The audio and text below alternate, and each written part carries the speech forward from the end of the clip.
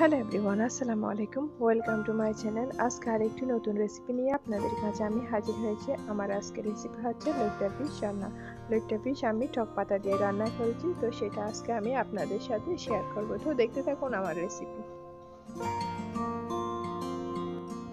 তো এখানে আমি লইট্টা ফিশগুলো ভালো করে লেবু, হলুদ আর লবণ দিয়ে ভালো করে ওয়াশ করে নিচ্ছি, পরিষ্কার করে নিচ্ছি। এখন আর ওয়াশ করতে হবে না।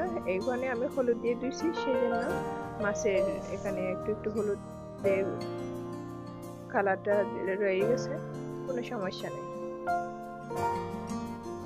আর এদিকে আমি নিয়ে নিয়েছি পেঁয়াজ কুচি আর রসুন কুচি আর একটু হচ্ছে ধনে পাতা কুচি।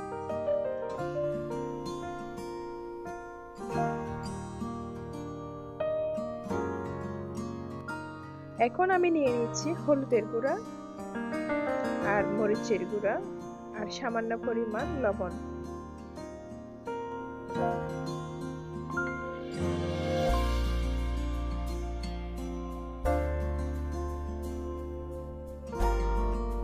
আর এখন আমি সবগুলো একসাথে পেস্ট বানিয়ে নিব পানি দিয়ে। এটা পেস্ট করে আমি 10 মিনিট রেখে দিব। আর এদিকে নিয়ে নিচ্ছি আমি টক পাতা। এগুলা পরিষ্কার করে বেছে ধুয়ে পানি ঝরতে দিছি।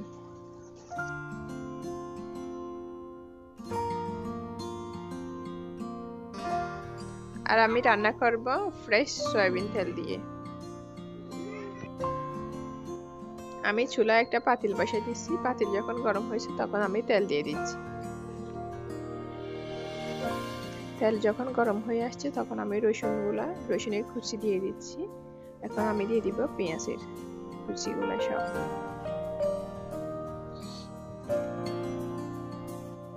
পেঁয়াজ আর রসুন কুচি যখন নরম হয়ে আসছে ঠিক সেই মুহূর্তে আমি এখন দিয়ে দিব ওই যে মশলার পেস্ট করে রাখা পানি দিয়ে সেটা।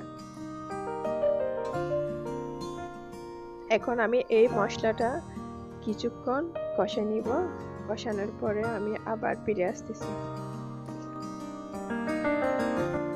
মশলাটা এখন কষানো হয়ে গেছে, এখন তেল উপরে চলে আসছে, আপনারা স্ক্রিনে দেখতেছেন। এখন আমি দিয়ে দিচ্ছি লইট্টা ফিশগুলা। এখন এগুলা দিয়ে আমি ভালো করে নেড়ে দিব। এগুলা সিদ্ধ হওয়ার আগে, এগুলা সিদ্ধ হলে তখন আর নাড়া যাবে না, এগুলা ভেঙে যাবে।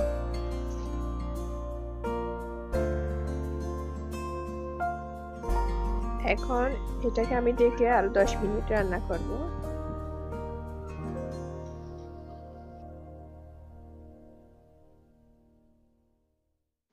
দশ মিনিট রান্না করার পর এখন আপনারা দেখতেছেন মাছের গায়ে থেকে কতগুলো পানি বের হয়েছে। আমি এখনো পানি অ্যাড করি নাই। এখন আমি ধনিয়া পাতাগুলো উপরে ছিটিয়ে দিচ্ছি। এরপর আমি টক পাতাগুলো দিয়ে দিচ্ছি। এখন টক পাতা দিয়ে আরো 10 মিনিট রান্না করব। আমি ফিরে আসতেছি। এখন আমি টক পাতা দেওয়ার 10 মিনিট রান্না করার পর আপনাদের কাছে আবার ফিরে আসছি। এখন আমার রেসিপি হচ্ছে ফাইনাল লুক। আপনারা দেখতেছেন আমার রেসিপি কত সুন্দর হয়েছে, মাশাআল্লাহ। এটা অনেক মজা হয়েছে। তো আপনারাও বাসায় ট্রাই করবেন আর আমার জন্য দোয়া করবেন। আর নতুন দর্শক হয়ে থাকলে আমার চ্যানেলে সাবস্ক্রাইব করে দেবেন, একটা লাইক দিবেন। আর আমার রান্নাটা কেমন লেগেছে আপনাদের সেটা অবশ্যই কমেন্ট করে জানাবেন। তো সবাই ভালো থাকবেন, সুস্থ থাকবেন। আসসালামু আলাইকুম।